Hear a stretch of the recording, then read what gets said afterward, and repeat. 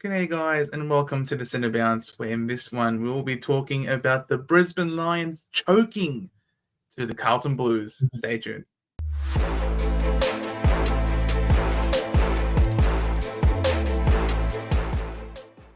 46 points, Big J. 46 points was the margin that the Brisbane Lions were in front of the Carlton Blues, who, to their credit, came back in incredible fashion. But gee whiz, Brisbane have to be letting themselves question how it came to this. Yeah, it's pretty crazy. When I saw Carlton coming back at the end of the second, I was like, "Oh no, it's happening!" You know that "it's happening" gif. The guy's like, yeah. I thought that might be the way it's going, and obviously they came into the third quarter and they kicked like 6 or something in a row, and basically brought it back to level. Um, and then yeah, the Blues ended up holding out, and it was a very close kind of the last 2 minutes. Yeah, 100%. They did an incredible job to come back. Harry Mackay, Big H, really did an incredible thing today. He's actually been really good. I think I spoke about it in the preseason games when we were reviewing those ones, that I was really impressed with Harry's game, that he was getting involved in the ruck as well, playing as backup ruck to De Conning, and it definitely looked really good. Seems to have carried from the preseason into the regular season, and by my word, his kicking in front of the big sticks was actually not shit today for once. So congratulations to him, and even his other partner in crime, also Kerno, managed to stand up and kick some important goals as well when things were looking bad, to help get the run on. So Well, massive we know kudos how to Carlton. galvanizing both of those players are for the team, and when they don't perform, when they're being taken down, then hey, look, the team doesn't perform, and then the other way around as well. When they're on fire, all it is a kick to Kerno or Harry Mackay, and then that's it. I did see some shocking kicks though from Harry in the first, and halfway through the second quarter, I'm like, oh my gosh, he's it's happening again. And then obviously they ended up winning, so congrats to them. And it was with a depleted side as well. They were missing some Yeah. of them really important players who should be in their best 22. Even Doherty as well was subbed out before halftime. So Mm. been, really, really impressive by the Carlton Blues. Really, I suppose, full of personality and guts and character. And as impressive as it is for Carlton, and as amazing as it is, it's equally as disappointing, I think, for the Brisbane Lions, who really in these situations, at home, where they were undefeated all last year against this depleted side, they had to get the job done in order to really and make a statement. I think start off the Yeah. season with a bang. They came off a loss in the grand final, and it looks like the loss in the grand final is carrying on to the regular season now in 2024, and that's not how Brisbane want to start. I really thought that what we've seen all preseason, and we've talked about it, right? Brisbane coming into it, they're galvanized, they look really tough, all these kind of, I guess, different adjectives to describe the team. And yeah, it's first half basically, up until about 5 minutes or so. And it kind of coincided a little bit with Kadeem Coleman being injured. We've talked about Doherty missing out. Coleman, who was a selection for us in Supercoach, or at least I had him in my, proposed round zero team, has now come and hyperextended his knee. Did not look good, but he was playing quite well up until that point. So yeah, big miss for him. And I think that really set Brisbane's team back, especially heading into half time, and they just couldn't recover from it. But, all credit to Carlton. They were fantastic. Fox Footy, this has only just come in the last 5 minutes. Chris Fagan suspects it's a suspected ACL tear for Kitty Coleman. That's not good, because he's done hammies and other things in the past as well. And yeah, just the way that he was just lying on the floor, you know what I mean, when he was there, and it did not look good. Yep. So that unfortunately rolls him out as a selection, as much as you guys have been trying to get me on board to pick to start Kitty Coleman. Fortunately, I think that means that you guys are going to be siding with me now and fading him. So all thoughts and prayers with Kitty in this tough time. Hope he can do really well, I suppose, can recover sooner rather than later. Kyle Lohman was the one who was activated as the sub to replace him. They're not And really like for like either, right? they're not like for like, exactly. And Kai, I think, struggled to find himself getting involved in that game. And it sucks because he's come on right as Carlton are lifting and Carlton started to change momentum. It's not like Lohman got to play and enjoy the momentum that Brisbane had when they were dominant. He came into a tough situation. Unfortunately, I think struggled to, to really make an impact. No tackles in his game time, which is unfortunate. Yeah, and Lohman was a selection for a few people. I know some people had chucked him in their forward line because he did have a good preseason game before this. But as you say, couldn't get around and just couldn't do what they needed to. Not first year player, but really first season player for them. It's a tricky one. But another guy we've got to take off the list alongside Kadeem Coleman. And surprisingly, with this Brisbane Lions team, Joe, I'm being tempted by someone else who's cheap, who might end up in my midfield. We're talking Jared Lyons. Scored a 106, looked really good. He doesn't need to do a hell of a lot for us.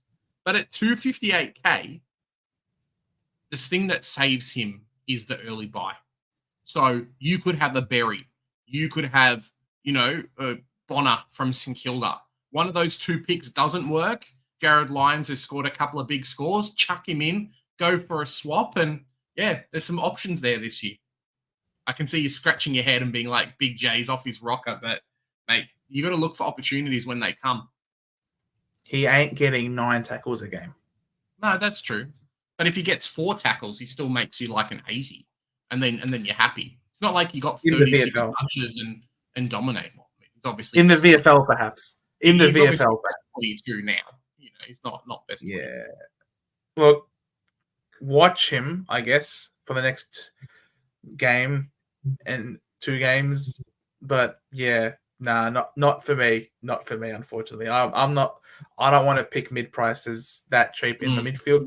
I want to, if I'm going to get a mid price in the midfield, it's someone who I want to be able to one down, one up, so I can very casually get an Uber premium. I don't want to waste time with the Uber premiums in the midfield. Obviously, I want to get, it done as soon as possible, and I just can't trust Jared Lyons to stay on the park.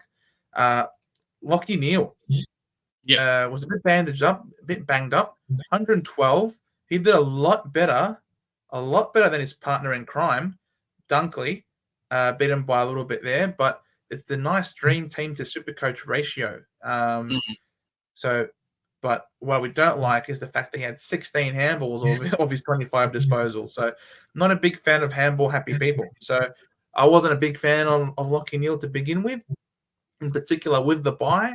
I think there's regression there. He did okay, but I just don't consider him a real selection, I think, for Supercoach this year. Yeah, I think there were a lot of times, as you can see from his contested possessions, where he'd get the ball and just handball it out.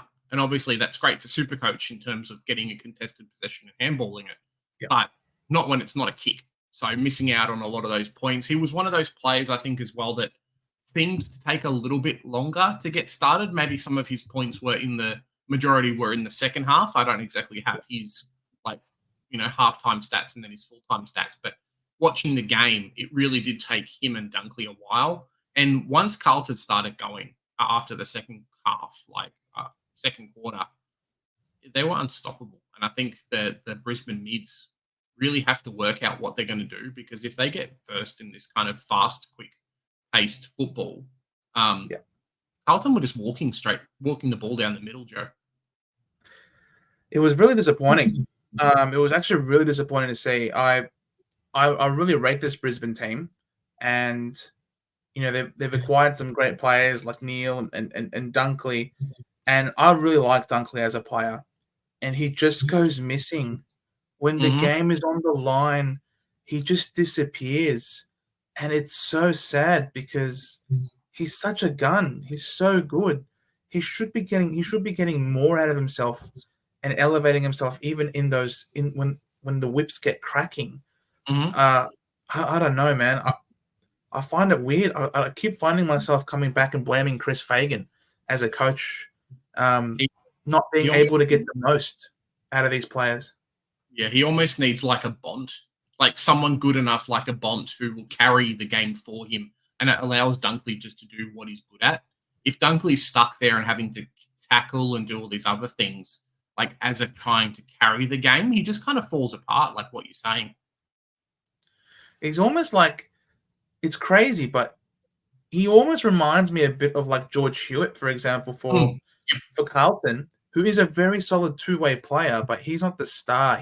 He's there complementing the likes of Cripps, mhm. Akers, Chera, Walsh. Like, he's not necessarily the main star guy. He's just almost like a really, really good role player, above just a simple role player. He's a great role player. I don't know. He's like on the border between star role player. Like, it's a fine line. I always thought Dunkley was definitely in the star category, but I almost feel like the difference between a Dunkley and a George Hewitt really isn't that different.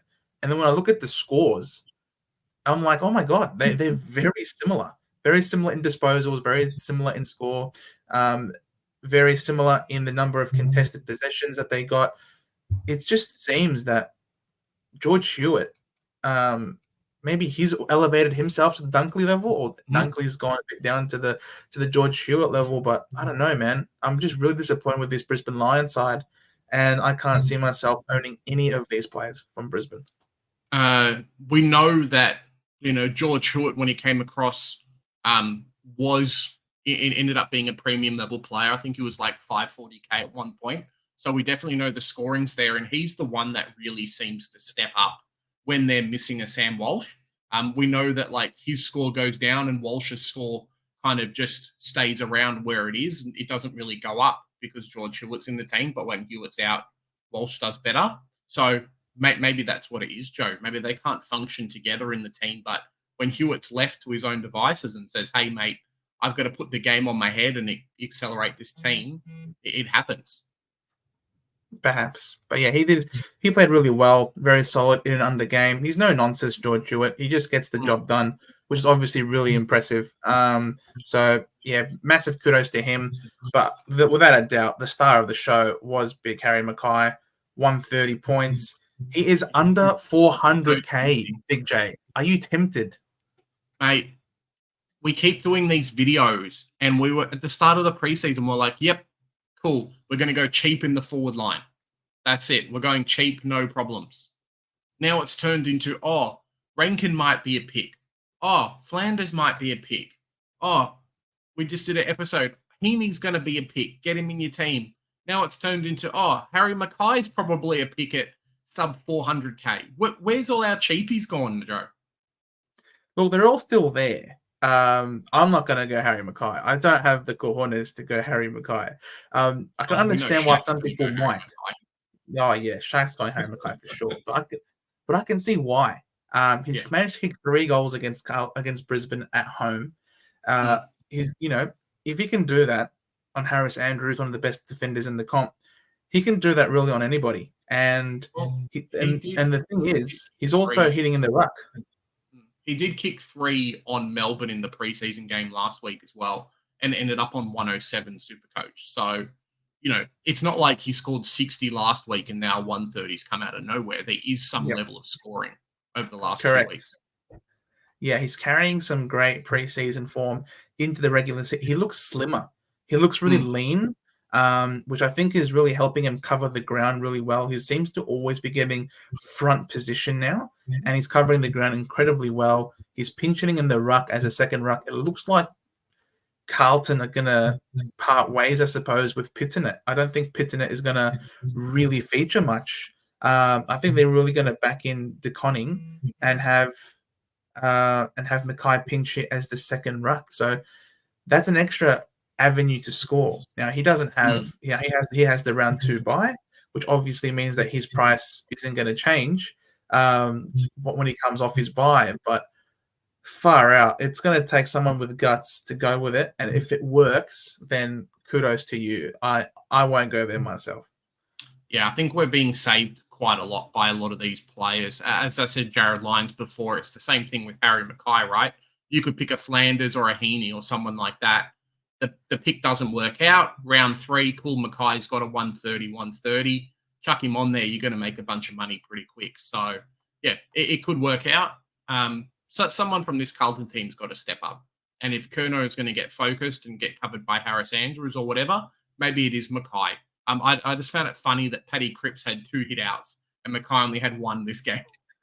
Yeah, it's pretty funny. I mean, they've used Cripps in the ruck before. He was again classic captain inspirational. Did some very good things. Kicked a really important goal as well to get them back in front. So yeah, Paddy Cripps is good. I know some people have been calling that, or maybe without Walsh, he can go bananas. But for me, yeah, he's definitely more of just a general football admirer as opposed to having us actually on the field. In our Supercoach, Zach Williams was probably the number 1 Carlton player, and really almost the only Carlton player I think that anyone was really considering putting in their starting teams. He ended up on 73 of 80% game time. I'll let you start, Big J. What do you reckon? Are we scared that in 80% game time you only got the 73? Are we excited? What do you reckon? I'm happy to run him. I didn't see him probably as much as what I would have liked, but in saying that, he did seem to cover the ground quite well and was prominent in that back line. Obviously, the kick to handball ratio is fantastic, and that's what we want. Giving away 2 free kicks isn't good, so you could probably add, like, let's say 10 points or so onto that. And then on top of that as well, he had a really good first half. It was actually the second half of the game when the ball wasn't necessarily in Carlton's backline as much that Williams kind of dropped off a little bit in the scoring, which is understandable, right? He's only 219K. So if you got 75 points out of him every week, like, you'd be happy with that. That gets you to 350-ish, and you can just like trade him off later. Yeah, he was on 50 points at halftime, I'm pretty sure. Yeah, if I recall. It's good. Yeah, he did well when all of the play was going against him. He's currently priced at a 39. So if he goes 69, the Nas, he'll make 150K. So he's gone 73. For me, the big takeaway from this is that he's got the role playing off halfback, but also that his body seems to be right because he wasn't subbed out. It was Doherty that was subbed out a lot earlier in the game. They kept Williams on, and he played 80% of the game. That, to me, is really promising. And they have a 6-day break between this one and their next game. So it's not like they've got 7 or 8.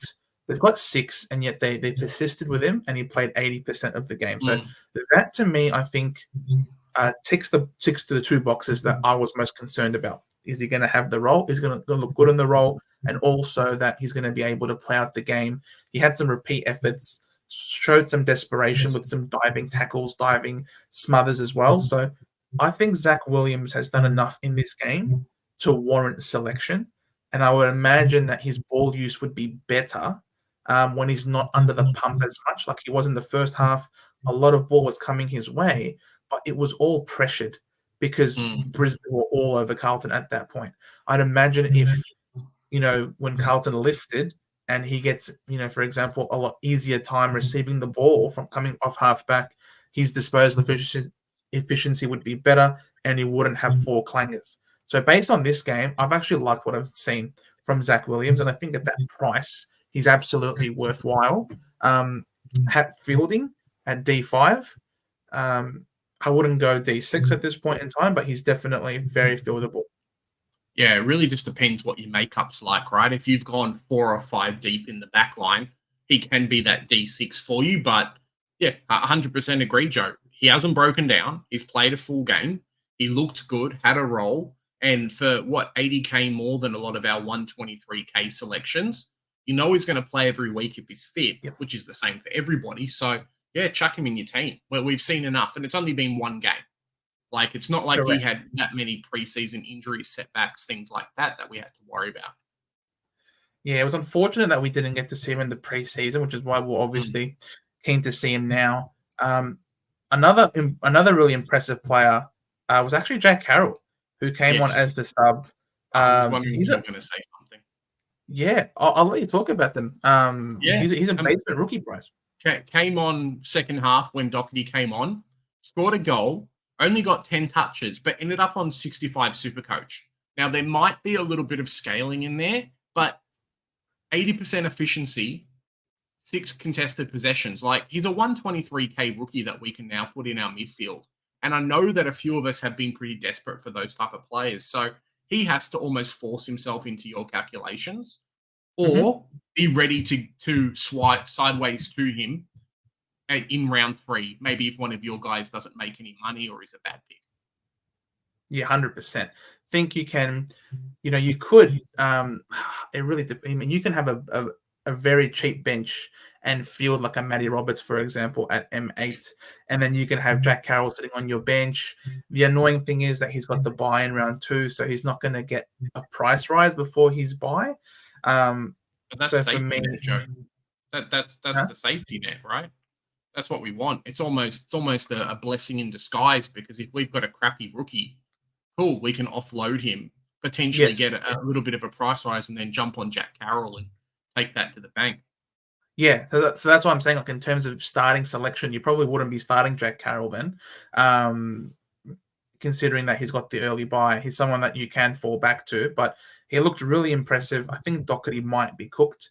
He showed Yep. at times last year that things weren't going well. I know he burnt me to a crisp because I started him as a premium in defense, but he genuinely looks cooked this year. So Jack Carroll, uh, I know the Carlton fans really rate this kid, and he hasn't really been on our radar much this preseason either. So for him to come out now, a bit similar to a House from Melbourne, wasn't on Mm. anybody's radar last night, and yet he popped up a 91. So there is a blessing. There is blessing to be had from round 0, and Jack Carroll is one of them. So keep an eye on him. He's on your watch list.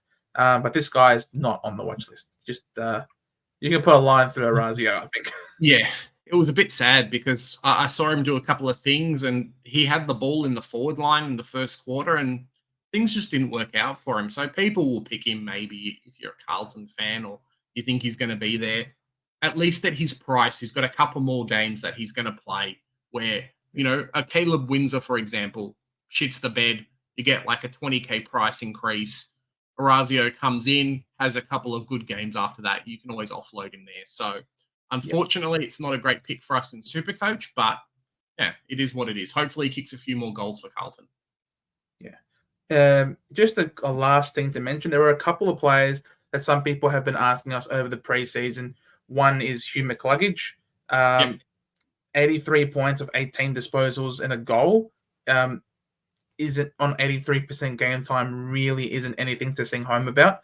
No, it's Um, not, unfortunately. so yeah, I mean playing really starting on a wing. So that is not the role that you want from this guy at that price point. So yeah, having been big on this as a selection, and I've sort of been telling people who like the suitcase, it's no hit on him as a player. It's the role. So Hugh McCluggage, I don't think should be tempting people to go with him.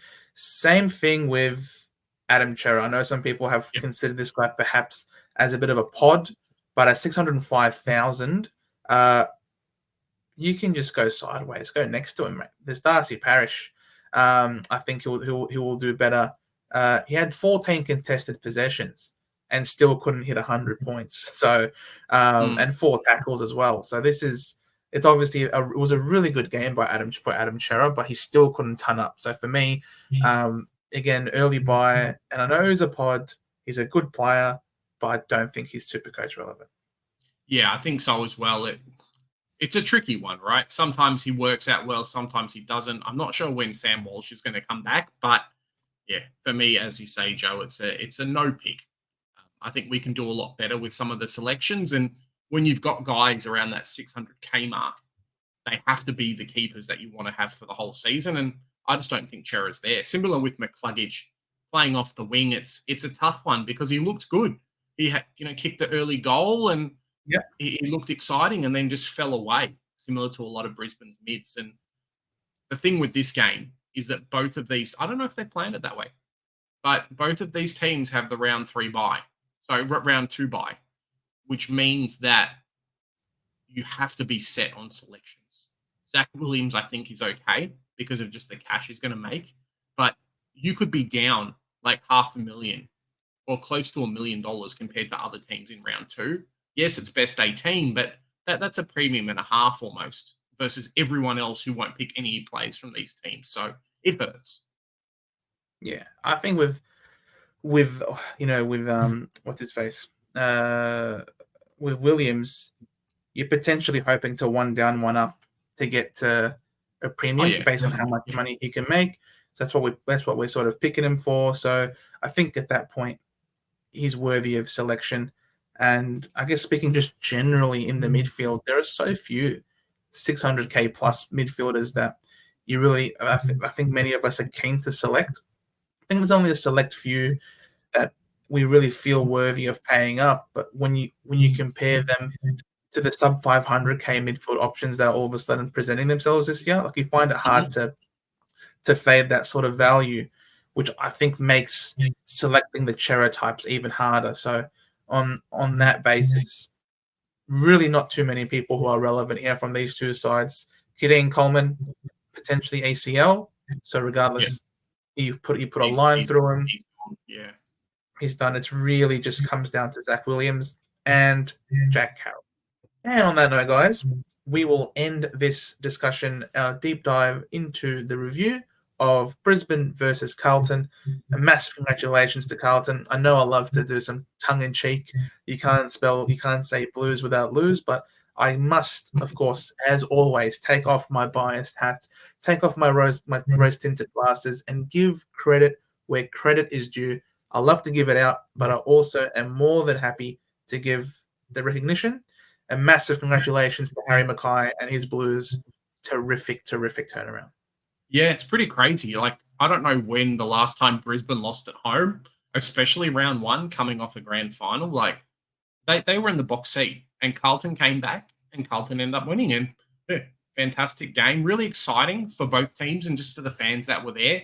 I know there were a lot of kind of round 0, whatever. But if they're going to put out efforts like this, it is going to draw in fans from other states. And that's kind of what they want to do. So, yeah, bloody fantastic. 100%. Massive congratulations. I know Damo from Supercoach Edge actually went up to the game. He's a diehard Blues fan, so he's walking away very happy. But poor Ben from Supercoach Insider and DR, of course, both very depressed at this point. Commiserations to those fellas. Congratulations to you, Damo. If you guys liked what you've had to see here today, please drop us a like and subscribe if you're new and hit that notification bell to make sure that you don't miss out on any of our videos. Guys, the tipping competition's finished, but you've still got time to jump on and join our league. There's 3 amazing prizes. You guys can win a jersey, 2 tickets to a game, or an AFL voucher. So all the information will be down in the description below.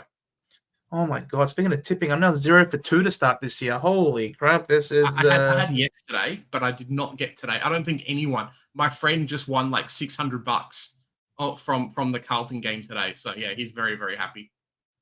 If you're going to gamble responsibly, guys. Make sure that you head on over as well. Join our Supercoach group, as Big J just mentioned. And remember, here at the Centre Bounce, we do the hard work so that you don't have to. See you in the next one.